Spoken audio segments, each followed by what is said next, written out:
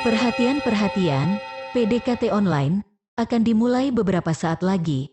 Mari siapkan hati kita untuk memuji dan menyembah Tuhan.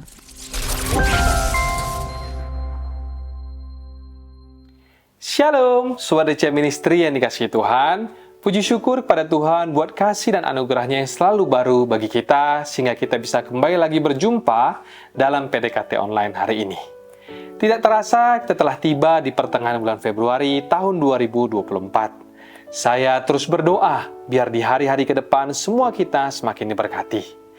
Namun di atas semuanya itu yang terpenting adalah semakin hari, semakin lagi kita mendekat kepada Tuhan. Sebab hanya bagi Dialah yang dapat melakukan jauh lebih banyak daripada yang kita doakan atau pikirkan. Katakan amin.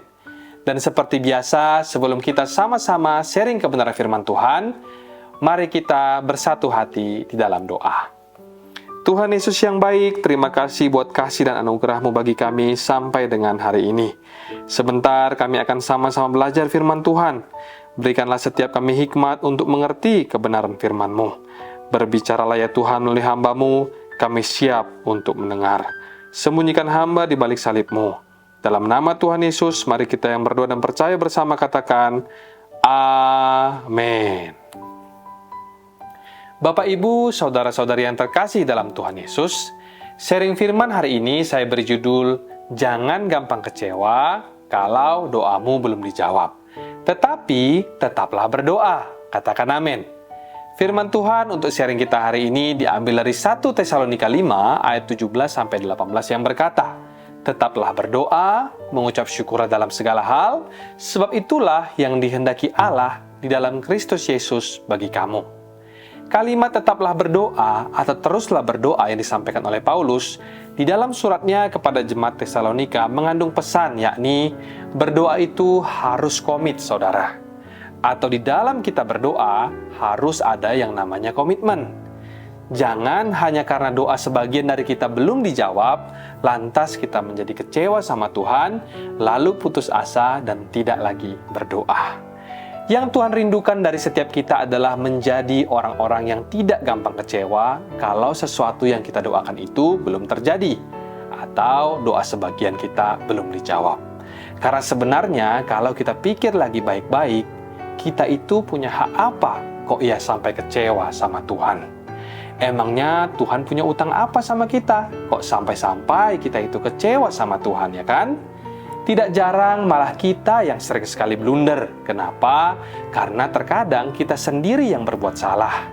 Contoh, kita yang hutang sana-sini karena pengen cepat-cepat jadi kaya, lalu berinvestasi sembarangan, dan tiba nanti saat kita jatuh, kita yang kecewa sama Tuhan.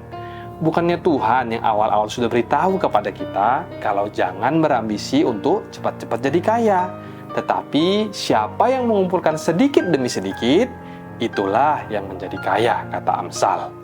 Atau contoh lain misalkan, karena perzinahan ada seseorang yang hidupnya jadi nggak karuan, hancur semua rumah tangganya. Lalu orang itu jadi kecewa sama Tuhan. Lah, haknya dia apa? Kok dia kecewa sama Tuhan? Bukankah Tuhan sudah berkata dalam 10 perintah Allah, jangan berzina? Orang dia kok yang melanggar Tuhan? Harusnya kan Tuhan yang berhak kecewa sama dia. Bukanlah dia yang kecewa sama Tuhan. Tuhan aja loh nggak kecewa, malahan Tuhan itu rela mau mengampuni, bahkan mau membantu dia. Lah dia haknya apa kecewa sama Tuhan? Saudaraku, dengar baik. Jikalau belum terjadi sesuatu, atau doamu seolah-olah tidak didengar, dan Anda merasa kok aku sudah berdoa tapi tidak terjadi apa-apa, janganlah buru-buru untuk kecewa lalu putus asa. Kenapa? Karena untuk kita kecewa itu pasti memerlukan energi loh saudara. Coba aja kita mengingat-ingat lagi pas kita kecewa. Pasti pikiran kita itu bawaannya terus aja yang negatif melulu. Nah, kenapa kita nggak memakai energi yang sama itu untuk terus mengetuk pintu sorga, terus berdoa, dan terus rendahkan hati kita untuk mencari wajah Tuhan? Teruslah atau tetaplah berdoa sekalipun belum terjadi apa-apa. Sebab jangan-jangan sebenarnya kita itu sudah dekat. Hanya tinggal beberapa langkah lagi kita sampai kepada jawaban doa itu. Ibaratkan kalau kita sekeluarga sedang mau piknik ke daerah pegunungan. Maka dalam perjalanan menuju ke sana, dari kejauhan gunung itu masih terlihat oleh kita. Tetapi waktu nanti kita sudah berada di kaki gunung itu, maka biasanya gunung tersebut pasti tidak akan lagi bisa terlihat, ya kan? Mungkin kadang-kadang sesuatu itu tidak kelihatan terjadi apa-apa. Waktu doa kita seolah-olah tidak dijawab. Jangan-jangan justru malah sebenarnya kita sudah berada sangat dekat dengan jawaban doa tersebut. Atau mungkin saat sesuatu belum terjadi, kita berteriak-teriak kepada Tuhan. Rasanya kok hampa. Namun setelah nanti kita berteriak-teriak sekian lama dan berseru-seru kepada Tuhan, jangan-jangan tanpa kita sadari, kita sudah berada di kaki gunung itu. Sedikit lagi, kita akan sampai di puncak gunung itu atau di hadapan jawaban doa kita tersebut. Hampir atau nyaris saja jawaban doa itu diberikan. Sebab itu betapa bodohnya kalau saat itu kita berbalik dan berkata, aku kecewa sama Tuhan. Betapa konyol rasanya jikalau pintu surga itu nyaris saja dibuka, tapi kita keburu sudah tidak lagi berada di depan pintu karena kita sudah pulang ke rumah kita, menangis terseduh-seduh dan tidak mendapatkan apa-apa. Jangan sampai hal seperti itu terjadi kepada kita ya saudara. Sebab itu seperti judul sharing kita hari ini, tetaplah berdoa. Jangan gampang untuk kecewa kalau doamu belum dijawab. Kalau demikian, maka pertanyaan selanjutnya adalah, sampai kapan kita harus tetap berdoa? Maka jawabannya adalah, teruslah berdoa sampai sesuatu terjadi. Dalam Injil Lukas pasal yang ke-18, Yesus mengatakan sebuah perumpamaan untuk menegaskan kepada murid-muridnya untuk selalu berdoa dengan tidak jemu-jemu. Seperti yang saya katakan tadi di awal, kalau kita berdoa, berdoalah dengan komitmen. Jangan asal-asalan atau setengah jalan. Dan jangan juga bolong-bolong atau on-off. Kalau hari ini berdoa, besok tidak berdoa. Besoknya lagi berdoa, gitu aja terus. Jangan saudara. Firman Tuhan dalam Roma 12 ayat 12 mengatakan, bersukacitalah dalam pengharapan, sabarlah dalam kesesakan, dan bertekunlah dalam doa. Sebagai orang Kristen, penting untuk kita tahu bahwa kekuatan kita bukanlah berasal dari sukacita kita sendiri, tetapi berasal daripada Tuhan. Sebab Kristus telah menang atas maut. Maut saja telah dikalahkan olehnya. Apalah artinya dengan persoalan, pencobaan, ataupun kesukaran yang sedang kita hadapi hari-hari ini. Pasti Tuhan akan memberikan pertolongan dan jalan keluar bagi setiap pergumulan kita. Katakan amin. Itulah sebabnya firman Tuhan dalam 1 Korintus 10 ayatnya yang ke-13 berkata demikian. Pencobaan-pencobaan yang kamu alami ialah pencobaan-pencobaan biasa yang tidak melebihi kekuatan manusia. Sebab Allah setia dan karena itu Ia tidak akan membiarkan kamu dicobai melampaui kekuatanmu. Pada waktu kamu dicobai, Ia akan memberikan kepadamu jalan keluar, sehingga kamu dapat menanggungnya. Saudara, ada berkat tertentu yang hanya dengan tangan yang sabar untuk bisa menggapainya. Karena itu Paulus ajarkan, bertekunlah dalam doa atau jangan jemu-jemu untuk berdoa. Sebab ada sebagian jawaban doa itu yang sifatnya mujizat, tetapi ada pula jawaban doa itu yang sifatnya progresif alias tidak instan. Sedikit demi sedikit, tiap hari tiap sifat, Yesus mengubah kita. Kadangkala Tuhan dalam tanda kutip sengaja untuk mencicil jawaban doa itu bukan karena Tuhan gak mampu, tetapi karena Tuhan hendak menyesuaikan jawaban doa itu dengan kemampuan setiap kita. Tuhan, Dialah pencipta kita. Tentu Dialah yang sesungguhnya tahu dan mengerti apa yang kita perlukan. Kalau saja ada sebuah berkat yang terlalu dini diberikan kepada kita, nanti bisa-bisa berkat itu bakal merusak kita secara rohani. Dan situlah terkadang seolah-olah Tuhan itu memang mengizinkan agar doa itu perlahan-lahan untuk dijawab. Karena itu Paulus menasihati kita agar jangan gampang menyerah, tetapi teruslah berdoa sampai sesuatu terjadi. Jangan gampang menyerah dan berkata, sudahlah, aku sudah pernah doa dan doaku tidak pernah dijawab. Lalu ketika ditanya sudah berapa kali berdoa, jawabannya ternyata baru 1 kali dia berdoa. Saudara, kita aja kalau ketuk pintu tidak bisa sekali ya kan? Mana ada atau jarang sekali baru kita mengetuk pintu sekali, tok, gitu, pintu itu langsung dibuka. Atau misalkan kalau kita lagi menelpon seseorang, mana ada telepon yang baru 1 kali berdering, terus langsung diangkat. Kalau misalkan telepon itu baru saja nyambung, belum lagi nyambung di nada sambung berikutnya, langsung kita bilang telepon itu nggak diangkat. Nah, kalau itu bukan teleponnya nggak diangkat, saudara, tapi kitanya aja yang memang nggak niat untuk menelpon. Demikian juga halnya dengan doa. Doa itu harus niat, saudara. Komitmen doa itu terletak kepada kesungguhan hati kita. Kenapa kita harus berkali-kali atau berulang-ulang berdoa kepada Tuhan?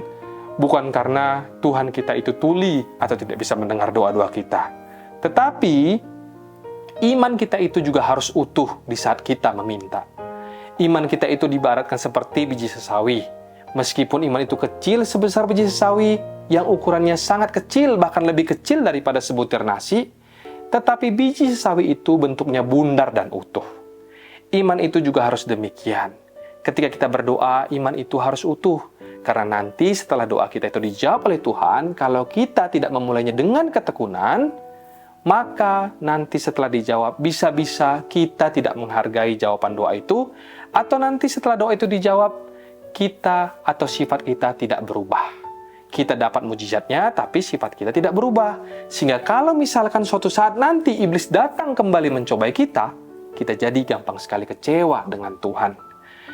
Banyak orang itu maunya hanya meminta jawaban doa, tapi nggak mau sifatnya diubah. Padahal iman itu 2 sisi, saudara. Iman itu juga diibaratkan sebagai pedang bermata 2. Seperti firman Tuhan dalam kitab Roma ayatnya yang ke-5, pasal ke-5 ayat pertama sampai ke-4 dikatakan, sebab itu kita yang dibenarkan karena iman, kita hidup dalam damai sejahtera dengan Allah oleh karena Tuhan kita, Yesus Kristus. Oleh Dia, kita juga beroleh jalan masuk oleh iman kepada kasih karunia ini. Di dalam kasih karunia ini kita berdiri dan kita bermegah dalam pengharapan dan menerima kemuliaan Allah. Dan bukan hanya itu saja, kita malah bermegah juga dalam kesengsaraan kita. Karena kita tahu bahwa kesengsaraan itu menimbulkan ketekunan. Dan ketekunan menimbulkan tahan uji, dan tahan uji menimbulkan pengharapan. Yang Tuhan Yesus kehendaki dari kita bukanlah hanya jawaban doa, tetapi supaya iman setiap kita disempurnakan. Ada amin, saudara? Poin berikutnya dari sharing kita hari ini, apapun yang terjadi, tetaplah berdoa. Karena doa itu adalah nafas hidup orang Kristen. Doa itu adalah sambungan nyawa kita secara rohani di bumi ini untuk terus terhubung dengan kerajaan sorga. Dalam doa Bapa kami, Yesus mengajarkan kita untuk berdoa, datanglah kerajaan-Mu, jadilah kehendak-Mu di bumi seperti di sorga. Hal ini punya maksud bahwa orang yang berdoa itu tinggal di 2 dimensi. Badan kita di sini, tetapi kita juga adalah warga negara kerajaan sorga. Kita adalah warga negara Indonesia sesuai dengan negeri tanah air kita. Tetapi roh kita adalah kepunyaan Tuhan dan dari kerajaan Allah karena kita dilahirkan baru dari Kristus. Ketika kita mendoakan orang sakit dan tengking penyakit itu di dalam nama Yesus, lalu penyakit itu takut sama kita dan iblis pun patuh pada perintah kita, itu terjadi bukan karena darah, daging, atau tubuh kita, tapi itu karena roh kita yang diurapi oleh Kristus. Kadangkala kita merasa mengapa sebagian doa itu tidak pernah dijawab oleh Tuhan, atau mengapa kita mendoakan semua orang sakit, kok semuanya tidak sembuh. Kita tidak pernah tahu, tetapi kita akan fokus terus berdoa untuk kesembuhan. Kita terus berdoa sesuai dengan janji-janji Allah. Suatu hari nanti kita di sorga akan tahu jawabannya kenapa tidak semua orang yang didoakan itu sembuh dan mengalami mujizat Tuhan. Tetapi hari ini, mari kita terus rayakan orang-orang yang disembuhkan oleh Tuhan. Ada jawaban doa itu yang akan dijawab di generasi kita berikutnya. Bisa jadi dijawab di generasi anak ataupun cucu kita. Sebab itu, kembali lagi saya sampaikan kepada semua sobat Dicait Ministry dimanapun berada. Jangan gampang-gampang untuk kecewa sama Tuhan. Jangan nilai semua berkat itu hanya di masa kini saja, sebab ada berkat tertentu yang Tuhan reservasi untuk di generasi yang berikutnya. Dan ada doa-doa tertentu atau ada harapan yang kita akan terjawab nanti selama-lamanya di dalam kekekalan. Hari-hari ini bisa saja ada di antara kita yang selama ini sedang terbeban untuk mendoakan seorang yang sedang sakit. Namun sampai hari ini kesembuhannya belum juga terjawab. Tetapi percayalah bahwa pelayanan Kristus melalui Anda terhadap orang itu pada akhirnya akan menuai buah. Di mana suatu hari nanti, orang yang Anda doakan tersebut akan masuk ke dalam kekekalan karena pelayanan Anda. Itu sebabnya Yesus berkata dalam Lukas 10 ayat 20, namun demikian, janganlah bersukacita karena roh-roh itu takluk kepadamu. Roh yang Yesus maksud di sini adalah iblis. Tetapi selanjutnya dikatakan, bersukacitalah karena namamu ada terdaftar di sorga. Jadi kita simpulkan sharing hari ini, jangan gampang untuk kecewa kalau doamu belum dijawab, tetapi tetaplah berdoa hingga sesuatu terjadi. Dan jangan lupa, apapun yang terjadi, tetaplah dan teruslah berdoa. Demikian sharing hari ini, mari kita tundukkan kepala, kita bersatu hati di dalam doa. Tuhan Yesus, terima kasih buat sharing firman yang menguatkan setiap kami untuk tetap terus berdoa, sekalipun kami belum melihat sesuatu terjadi di dalam hidup kami. Berikanlah kepada kami pengharapan yang baru setiap hari, agar kami tidak menjadi pribadi-pribadi yang gampang untuk kecewa. Ajar kami juga untuk terus mengarahkan pandangan kami hanya kepadamu, bukan pada keadaan di sekeliling kami. Sebab firman-Mu berkata, walau 1.000 orang rebah di sisi kiri, dan 10.000 rebah di sebelah kanan, tetapi itu tidak akan menimpa kami, sebab Tuhan ialah tempat perlindungan kami. Hari ini kami juga mau terus berdoa buat para sobat ECM Ministry yang sedang dalam pergumulan. Biarlah kiranya mereka tetap setia mengandalkan Tuhan, sebab hanya Tuhanlah yang paling tahu dan mengerti yang terbaik bagi setiap kami. Terima kasih Tuhan Yesus, di dalam nama Tuhan kami Yesus Kristus, mari kita yang percaya dan berdoa bersama katakan, amin. Mari kita buka hati dan angkat tangan kita untuk menerima berkat daripada Tuhan. Terimalah kiranya berkat dari Allah Bapa, cinta kasih Tuhan Yesus Kristus, penyertaan Allah Roh Kudus akan menyertai hidupmu mulai hari ini bahkan sampai kali yang kedua Tuhan Yesus datang menjemput kita. Namamu tercatat dalam kitab kehidupan. Dalam nama Tuhan Yesus yang percaya dan diberkati, katakan bersama, amin, amin, amin. Tuhan Yesus memberkati, shalom dan sampai jumpa.